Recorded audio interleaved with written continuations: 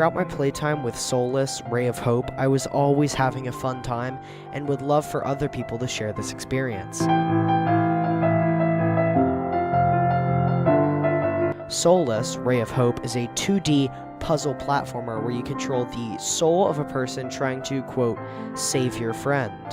The main gameplay consists of solving puzzles and occasionally running from waves of terrifying hands.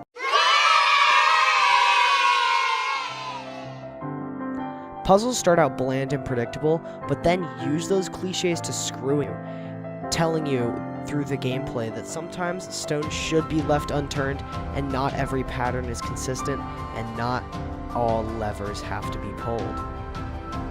The puzzles are pretty interesting in the late game and I really enjoyed them, and even when it screwed me over and I ended up dying because I followed a trope that other puzzle platformers use, I still sort of was able to laugh with the game instead of getting upset at it. This is due in part to the charming aesthetic in the game that a lot of people are going to say is reminiscent of games like Limbo / Inside, and to be honest, I think it draws a bit too much from projects like that, but that does not mean it is subpar by any stretch of the imagination.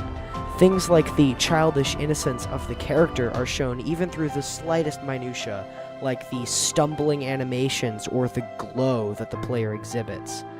The use of color is especially good in this, as for the most part, everything is black and white. You, however, have a slight blue glow to you, and things that are interesting that you should look at will have other colors, and sometimes these colors are indicators of how you're doing in a puzzle. The use of backgrounds works well with this, as the backgrounds are animated and really do a good job of setting the tone. Things like having a bunch of eyeballs staring at you from the other side helps unnerve you and keep you unsettled throughout your playtime.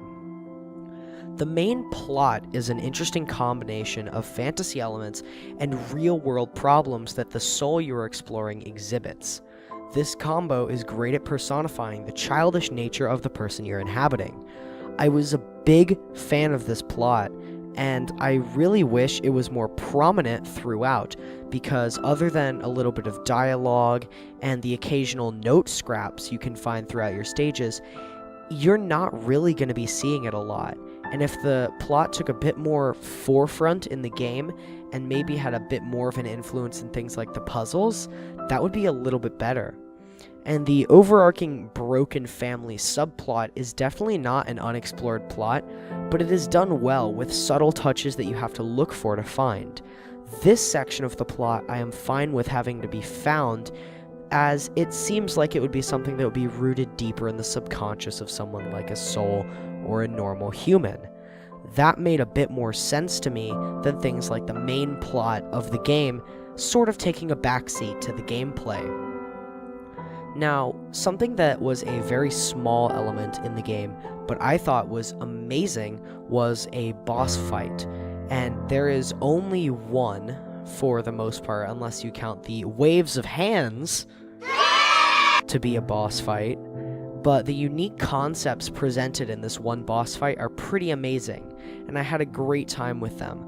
I'm not going to spoil it, but it involved an interesting style of combat that you really aren't seeing in other games, and this is because the game, other than this boss fight, has no combat in it whatsoever, so you're gonna have to, as a game designer, explore how you can do things like damage to a boss without having the character do something like throw a punch. Overall, this was a really fun experience, and I highly recommend that everyone check something like this out. I'll put a link in the description, and it's not a very expensive game, and for a solid 4 or 5 hours of gameplay, I can really see myself coming back to this and playing it again for the awesome platforming controls, mechanics, and gameplay. I wish the story was a bit more prominent, and I wish the art took a bit more of a different direction from games like Limbo, but overall it was really fun and earns itself an 8.5 out of 10 with a label of cute. If you like these reviews and want to help support me, consider checking me out on Patreon, the link is in the description, where just $1 or more per month can help you help me in making reviews like this happen. Again, that is patreon.com/chocolatiergames, and the link is in the description. Thank you for watching, and bye-bye.